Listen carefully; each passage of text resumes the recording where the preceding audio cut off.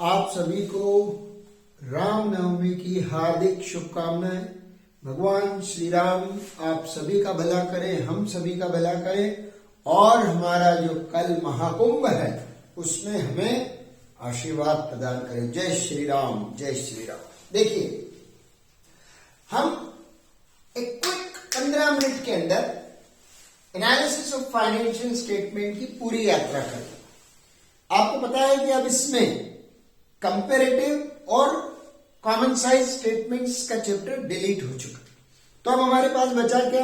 Chapter 1 balance sheet format और statement of PNL का format. उसमें भी 99% possibility balance sheet format major heads और सब हेड्स की। देखिए, मैं बात बता रहा हूं आपको।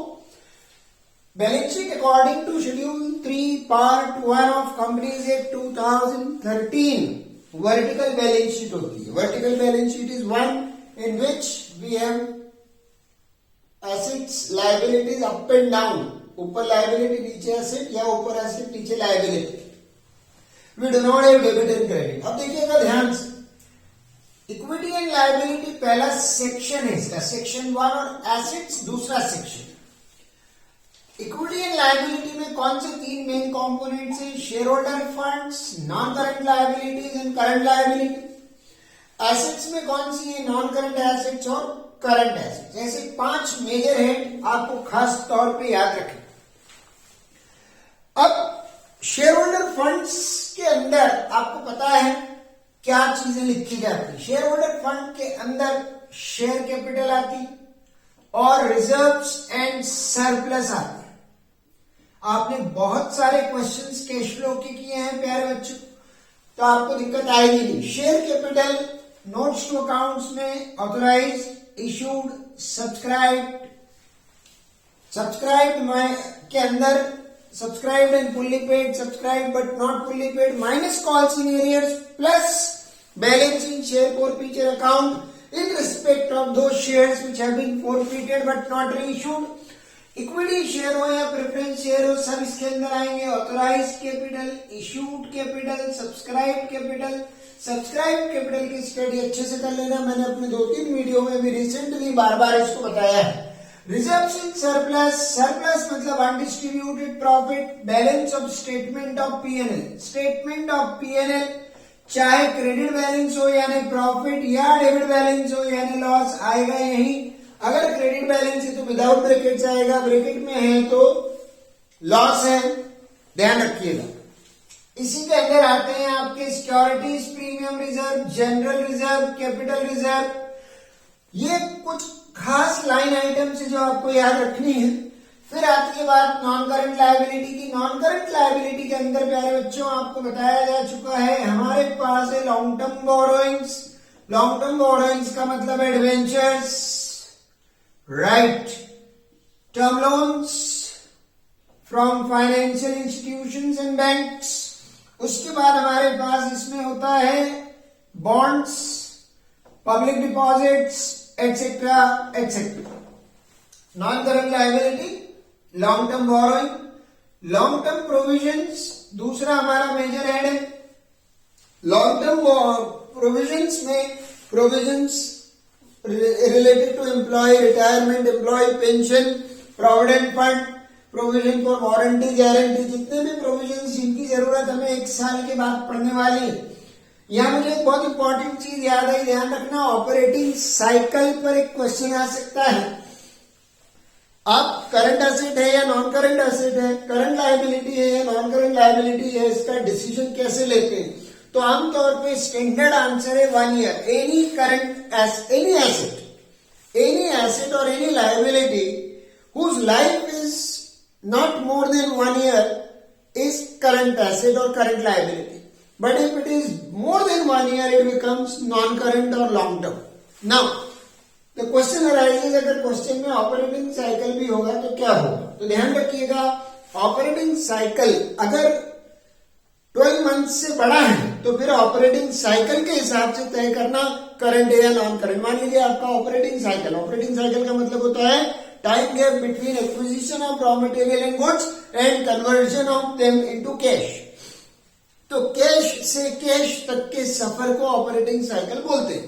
तो बेटा अगर ऑपरेटिंग साइकिल 15 महीने का दिया है तो फिर कोई 14 महीने का बिल रिसीवेबल बिल पेबल होगा तो वो करंट कैटेगरी में आएगा। लेकिन अगर ऑपरेटिंग साइकिल 8 मंथ्स का दिया है तो फिर 12 महीने के हिसाब से डिसीजन लेना है। अब ऑपरेटिंग साइकिल मैंने आपको दिया 15 महीने का और एक बिल रिसीवेबल आपको 16 महीने की ड्यूरेशन वाला बता रहा हूं, तो ये नॉन करंट कैटेगरी में चला जाएगा। ध्यान से पढ़ना, मोस्ट इंपॉर्टेंट बात है। आगे चलो, लॉन्ग टर्म प्रोविजंस मैंने आपको बता दी। नॉन करंट एसेट्स में property plant and equipment, fixed tangible assets, fixed intangible assets. Property plant and equipment, building, furniture, machinery, land, सब यहां पर आएगा। इनटेंजिबल में आ जाएगा आपका goodwill, patents, copyright, trademarks. Current asset, current asset के अंदर सबसे टॉप पे आता है करंट इन्वेस्टमेंट। कैश फ्लो पढ़ाया आपने, करंट इन्वेस्टमेंट नंबर 1 पे।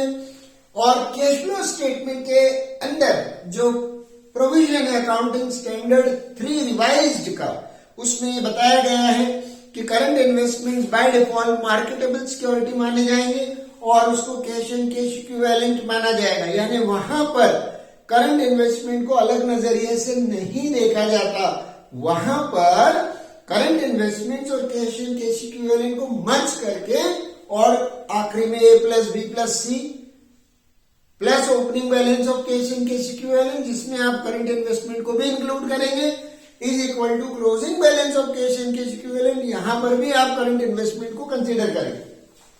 तो करंट एसेट का पहला एलिमेंट नॉन करंट एसेट्स का पहला एलिमेंट है current investment. Number 2 inventory, then trade receivables. Trade receivables में क्या आता है बेटा? ट्रेड रिसीवेबल में sundry, debtors and bills receivable आता है। उसके बाद cash and cash equivalent, cash in hand, cash in bank. उसके बाद short term loans and advances, like if I have given loan for a period of less than 1 year to somebody, तो वो यहां पर आएगा short term loans and advances में। Last item है other current assets, और मुझे आपको ये बात बतानी है, आपको ये इम्पोर्टेंट बात बतानी है। क्या? Other current assets and other current liabilities, ये कल के पेपर के लिए हॉट टॉपिक है। अदर करंट एसेट्स में कौन कौन सी चीजें याद रखनी है? प्रीपेड एक्सपेंसेस, शाबाश। Accrued incomes, wonderful, accrued incomes and advance tax. क्या बात है, छा गए आप लोग। Advance tax. Other current liabilities, outstanding expenses, unearned incomes, and calls in advance. Right? Calls in arrears, other current asset में नहीं आता, सब्सक्राइब्ड कैपिटल में माइनस किया जाता है, मगर कॉल्स इन एडवांस कैपिटल में नहीं आता, अदर करंट लायबिलिटीज में लिखा जाता है। एक आध एग्जाम्पल और याद करना हो तो अनक्लेम्ड डिविडेंड याद कर लें। और डिविडेंड से मुझे याद आया, कैश फ्लो बनाते समय इंटरिम डिविडेंड अगर दिया है जो एडिशनल इंफॉर्मेशन में रहता है, तो प्यारे बच्चों उसके 2 इफेक्ट्स, ऊपर प्रॉफिट बिफोर टैक्स निकालने में ऐड करिए, फाइनेंसिंग एक्टिविटी में माइनस कीजिए। Propose dividend accounting standard 4 refer कीजिएगा। पुराने पेपर्स मत देखना, या पुराने पेपर्स देखो तो पुराने सॉल्यूशंस मत देखना, क्योंकि एक जमाना था जब प्रपोज डिविडेंड करंट लायबिलिटी के अंदर शॉर्ट टर्म प्रोविजन में आया करता था। अब चीजें बदल गई है। अकाउंटिंग स्टैंडर्ड 4 आने के बाद डिविडेंड कंपनी की एनुअल जनरल मीटिंग में बैलेंस शीट बनने के बाद ही प्रपोज किया जा सकता है। जब वहां से सैंक्शन होता है तो ही वो पे किया जा सकता है। तो इतनी कहानी आपको नहीं याद रखनी। कहानी का छोटा सा हिस्सा आपको याद रखना है, वो ये है कि प्रपोज डिविडेंड अगर आपको एडिशनल इंफॉर्मेशन में दिया है तो 2 साल का दिया होगा, अगर एक करंट ईयर का एक प्रीवियस ईयर का, तो करंट ईयर को डिस्को आए गोली मार दीजिए, करंट ईयर को देखना ही नहीं, प्रीवियस ईयर का ही प्रपोज डिविडेंड ऊपर पीबीटी निकालने में ऐड होगा, नीचे फाइनेंसिंग में माइनस होगा। Provision for tax, good. Account तभी बनाना जब एडजस्टमेंट हो, टाइम वेस्ट मत करना अकाउंट बनाने में। प्रीवियस ईयर का टैक्स पेड माना जाता है, वो ऑपरेटिंग में माइनस हो जाएगा। करंट ईयर का टैक्स प्रोविजन क्रिएटेड माना जाता है, ऊपर ऐड हो जाएगा। उम्मीद है बातें समझ आ रही होगी, मैं मिक्स करके बता रहा हूं आपको, लेकिन खास बात अब कर रहा हूं आपसे। क्या खास बात? देखिएगा ध्यान से, share holders funds, non current liability और करंट लायबिलिटी जब ये दोनों मिलते हैं, क्या बात है, जब इन दोनों का मिलन होता है, किसका मिलन? नॉन करंट लायबिलिटी और करंट लायबिलिटी, तो क्या बनता है? Total debts. वैसा रेशियो एनालिसिस में ये गलती मत करना, ऐसा क्वेश्चन डेट इक्विटी रेशियो का या करंट रेशियो का आ सकता है, क्योंकि देखिए चाहे डेट इक्विटी रेशियो हो या करंट रेशियो, दोनों रेशियो में इन दोनों में से किसी न किसी का काम है। जैसे डेट इक्विटी रेशियो में हमको नॉन करंट लायबिलिटी चाहिए और करंट रेशियो में करंट लायबिलिटी चाहिए, लेकिन अगर हमें टोटल डेट्स दिए हों तो मतलब क्या है भाई टोटल डेट्स का? अरे टोटल डेट्स का मतलब है एनसीएल प्लस सीएल, इसके अंदर पहले से करंट लायबिलिटी एडेड होती है बेटा। तो आपको अगर डेट इक्विटी रेशियो निकालना है तो आपको टोटल डेट से मतलब नहीं है, आपको नॉन करंट लायबिलिटी से मतलब है, तो आप टोटल डेट से,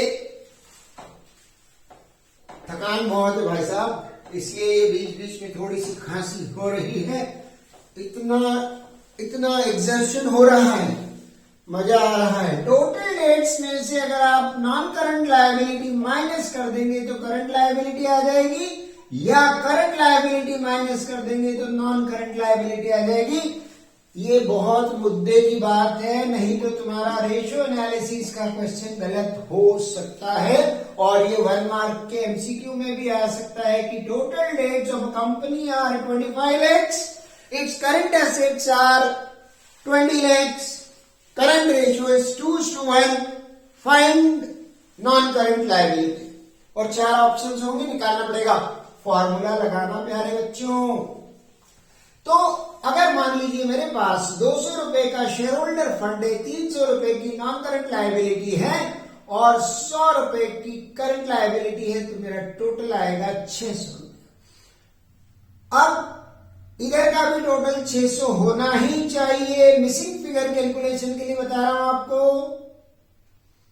कोई टाइम पास नहीं हो रहा है। मिसिंग फिगर रेशियो एनालिसिस में क्वेश्चंस बनते हैं। नॉन करंट एसेट्स अगर मान लीजिए 500 रुपए के हैं, या चलिए 500 लेंगे तो वर्किंग कैपिटल 0 आ जाएगा, 450 के हैं और करंट एसेट 150 के, तो इसका टोटल भी 600 आएगा। अब देखिए रिलेशन बनाने की कोशिश कीजिए, share holders funds plus non current liability plus current liability is always equal to non current asset plus current asset, जहां पर अगर ये दोनों मिलते हैं तो कैपिटल एम्प्लॉयड बनती है, ये दोनों मिलते हैं तो टोटल डेट बनता है, ये दोनों मिलते हैं तो टोटल एसेट बनता है।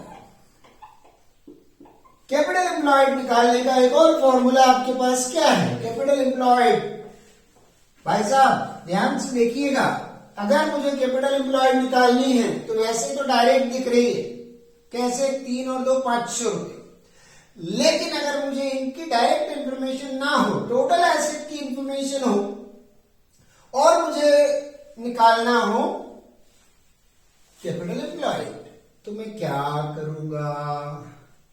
बैलेंस शीट पे गौर फरमाओ, NCA plus CA minus CL, देखो NCA plus CA minus CL, अरे वाह, सीए माइनस सीए तो वर्किंग कैपिटल होता है, तो एनसीए प्लस वर्किंग कैपिटल। अरे वाह, कभी करंट एसेट बड़ी हुई और करंट लायबिलिटी कम हुई तो वर्किंग कैपिटल माइनस में आएगी, तो प्लस माइनस वर्किंग कैपिटल। ध्यान रखने की बात क्या है साहब, non trade investments are those investments which are non operating assets. अगर वो नॉन करंट एसेट्स की लिस्ट में इंक्लूडेड है तो उन्हें माइनस करना पड़ेगा। Balance sheet format, ratio analysis, दोनों की बात चल रही है। अब इसको हम कैश फ्लो की मोड पे भी लेके आएंगे। ये छोटी छोटी सी इक्वेशंस अगर आपको समझना नहीं हो तो रिवाइंड करके दोबारा देखें, राइट। और कल के पेपर के लिए सावधानी रखें। शेयर होल्डर्स फंड्स के अंदर शेयर कैपिटल है जो फाइनेंसिंग एक्टिविटी में जाती है cash flow statement. Financing, reserves and surplus जो हमको दिए हैं उसमें से एसपीआर ऐसी चीज है जो फाइनेंसिंग एक्टिविटी में जाएगी। आमतौर पर सिक्योरिटी प्रीमियम रिजर्व का बैलेंस बढ़ता नजर आएगा। इसका मतलब नए शेयर इश्यू किए हैं और एसपीआर को और रेज किया है। लेकिन अगर ये कभी कम होता है तो वो थोड़ा सा कॉम्प्लेक्स टॉपिक है। Section 52 sub section 2 companies act 2013 SPR का इस्तेमाल कहां कहां हो सकता है। Security premium reserve can be use for writing of preliminary expenses, share issue expenses, underwriting commission, preliminary expenses, discount on issue of shares, discount on issue of shares. Shares cannot be issued at discount. ये एक और important point है. Can shares be issued at discount? Answer is no. Shares can be issued only at par and premium, but sweat equity shares can be issued at discount. याद कर लीजिएगा, ESOP और sweat equity के short notes अपनी book में से देख के पढ़ लीजिएगा। तो shares can be issued only at par and premium, discount पे इशू नहीं करते हैं। सेक्शन 53 मना करता है, रेस्ट्रिक्ट करता है, बैन लगाता है। लेकिन प्रीमियम पे जो इशू करते हैं उसका सेक्शन 52 है। तो security premium reserve section 52 sub section 2 के हिसाब से।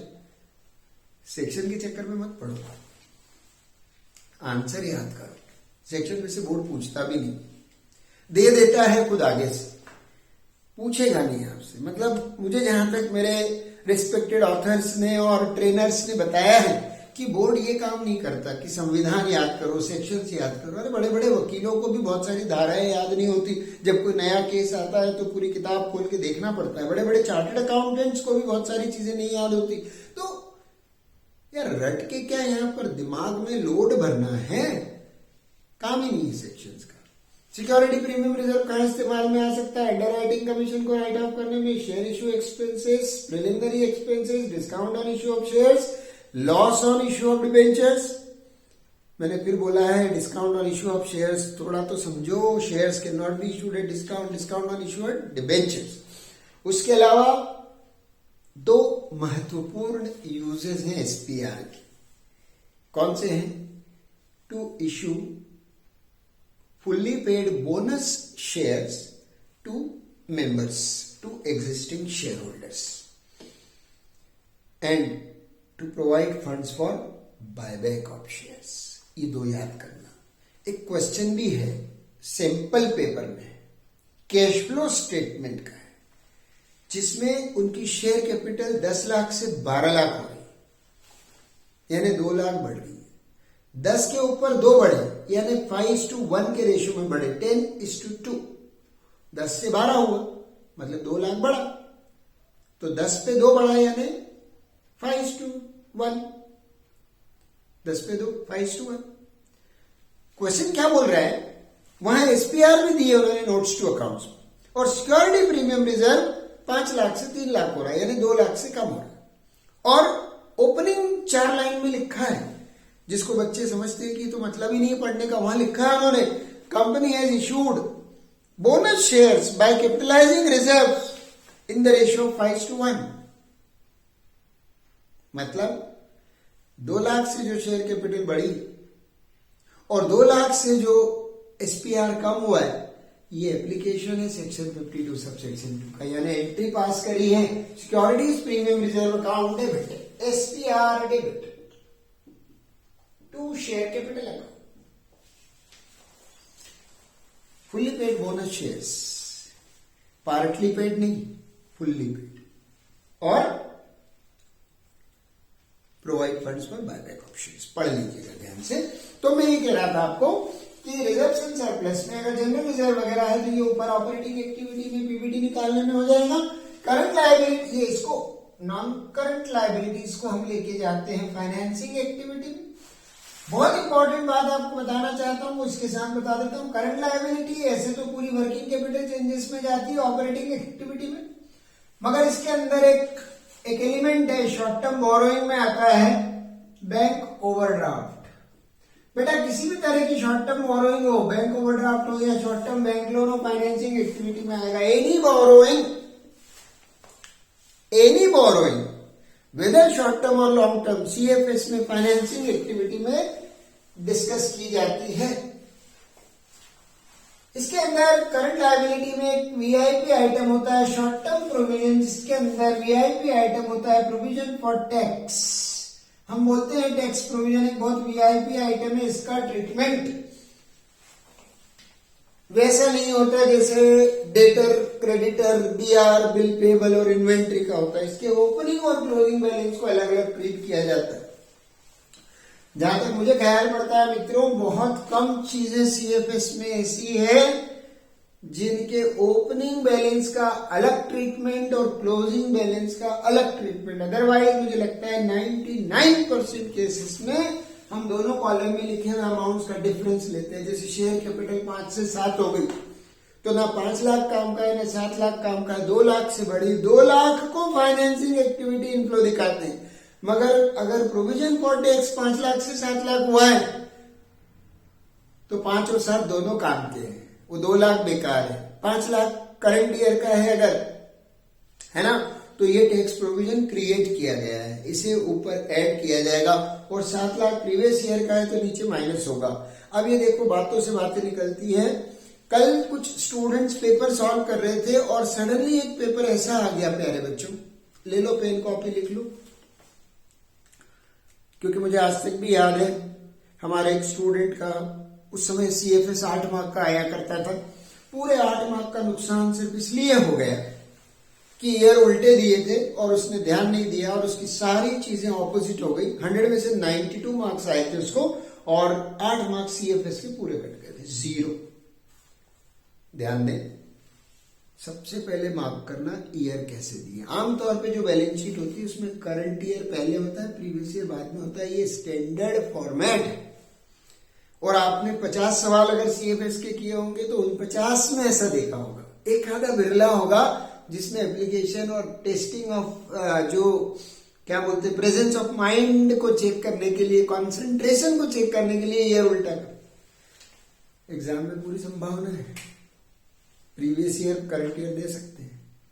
तो सीएफएस का क्वेश्चन करने से पहले ईयर देख लेना, ओपनिंग क्लोजिंग दिया है कि क्लोजिंग ओपनिंग दी है, नहीं तो सब गुड़ गोबर हो जाएगा भाई साहब 6 नंबर का, ख्याल है। Non current assets investing activity में जाएंगी, current assets working capital changes में जाएंगे, except for cash and cash equivalents, जिनको कि हम सीएफएस में कहीं इस्तेमाल नहीं करते। आखिरी में a plus b plus C cross check करने में यूज करते हैं। बैलेंस शीट आपके सामने है, ध्यान से देखें, समझें, कोशिश करें। अब कुछ खास खास बातें आपको बताता हूं। एक क्वेश्चन होता है when does flow of cash arise. यार ये क्वेश्चन मुझे ऐसा क्यों लग रहा है कि अगर मैं मान लीजिए बच्चों को सीएफएस पढ़ाऊं तो चाहता हूं कि ये आंसर उनको आना ही चाहिए। When does cash flow arise, cash का फ्लो कब होता है, कैश फ्लो कब होता है। तो भाई साहब ऐसी कोई भी सिचुएशन, ऐसी कोई भी कंडीशन जिसमें कैश एंड कैश इक्विवेलेंट का बैलेंस बदल जावे, तब कैश फ्लो होता है, या तो इनफ्लो या आउटफ्लो। यानी opening balance of cash and cash equivalent versus closing balance of cash and cash equivalent अगर बदल रहा है तो कैश फ्लो हो रहा है, नहीं तो नहीं हो रहा। जैसे कैश डिपॉजिटेड इन बैंक, अब कैश डिपॉजिटेड इन बैंक से क्या होगा, क्या होगा, कैश कम हो जाएगा, बैंक बढ़ जाएगा, और दोनों के दोनों ही कैश एंड कैश इक्विवेलेंट परिवार के सदस्य हैं, तो overall cash and cash equivalent तो सेम रहेगा, चाहे तुम्हारा रुपया बैंक में जाए या तुम बैंक से रुपया निकालो, या तुम मार्केटेबल सिक्योरिटी बेच के पैसे बैंक में डालो, या पैसों से मार्केटेबल सिक्योरिटी खरीदो, अरे कुछ भी नहीं हो रहा। Shares issued to vendors, no flow of cash, right. Bonus shares issued to share holders, no flow of cash. इनमें इसको कैश फ्लो में कहीं नहीं लिखते। ये टॉपिक यार आपको है ना, कसम है आपको आपके भगवान की, अभी जब ये वीडियो पॉज करो या मान लीजिए खत्म करके देखो तो सबसे पहले पढ़ना। What do you mean by cash equivalents? Cash equivalents are those short-term, highly liquid investments which can be converted into cash, into known amount of cash within a short period of time, say 3 months, without any significant loss of time and money. Cash equivalents are those short-term, highly liquid instruments or current assets which can be converted into known amount of cash without any significant loss of time and money. Cash and cash equivalent पे MCQ यह question बनता है। Cash flow 8 mark का है, 6 mark का एक बड़ा question आएगा, 1-1 मार्क के 2 चुटकुले आएंगे, उनको गलत नहीं करना है, राइट। अक्यूमुलेटेड डेप्रिसिएशन और मशीनरी अकाउंट या फिक्स्ड एसेट अकाउंट जब नोट्स टू अकाउंट्स में दिए हो और उनके साथ एडजस्टमेंट भी हो तो ही दोनों का अकाउंट बनाना, नहीं तो अकाउंट बनाने की जरूरत नहीं है। अगर एडजस्टमेंट नहीं है तो अक्यूमुलेटेड डेप्रिसिएशन का जो डिफरेंस है वो करंट ईयर का डेप्रिसिएशन माना जाता है, ऊपर नॉन कैश नॉन ऑपरेटिंग में ऐड हो जाएगा, और जो मशीन या फिक्स्ड एसेट में चेंज आया है वो परचेज या सेल है, वो इन्वेस्टिंग एक्टिविटी में चला जाएगा। रेफर कीजिएगा कुछ इलस्ट्रेशंस, कुछ एग्जांपल्स, और आपके टीचर्स ने जो क्वेश्चन स्कूल में कराए हैं या आपने जो और कोचिंग में प्रैक्टिस की है, सेल्फ स्टडी से किया है, उन अकाउंट्स को दोबारा से देखें, उन अकाउंट का पैटर्न देखें, राइट। और हमें क्या ध्यान रखना चाहिए? तो हमें ध्यान रखना चाहिए उन खास आइटम्स का, जैसे बैंक ओवरड्राफ्ट का मैंने आपको बताया, मिलेगा करंट लायबिलिटी में मगर जाएगा फाइनेंसिंग एक्टिविटी में।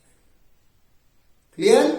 करंट इन्वेस्टमेंट का मैंने बताया, मिलेगा करंट एसेट में कैश एंड कैश इक्विवेलेंट के अलावा मगर जाएगा कैश एंड कैश इक्विवेलेंट में। एसपीआर अगर बढ़ रहा है तो फाइनेंसिंग एक्टिविटी में जाएगा, लेकिन मिलेगा आपको रिजर्व्स एंड सरप्लस में।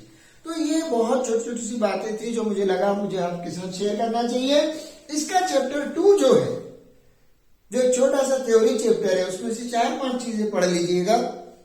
एक तो what is meant by analysis of financial statements.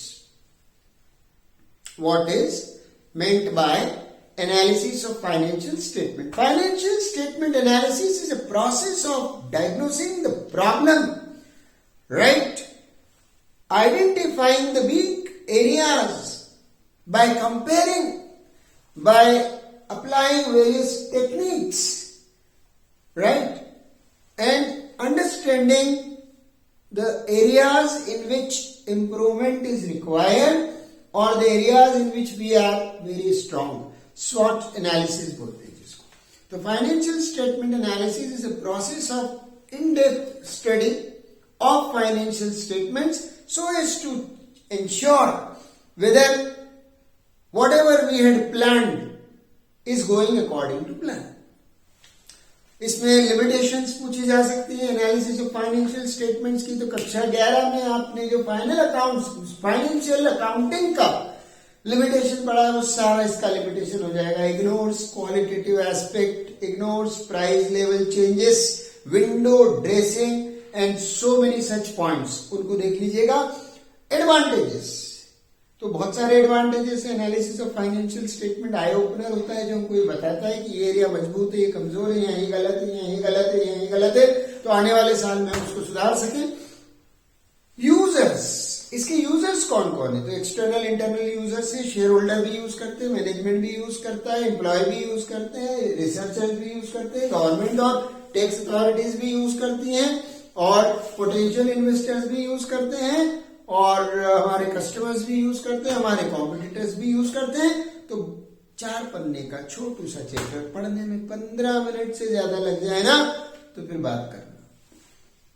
ये आपका कोर्स खत्म होता है पार्ट बी का. कुछ बात अगर याद आई मुझे तो डेफिनेटली मैं शॉर्ट वीडियो के थ्रू शेयर करूंगा. All the best. Happy Ramnavami once again. Bye bye.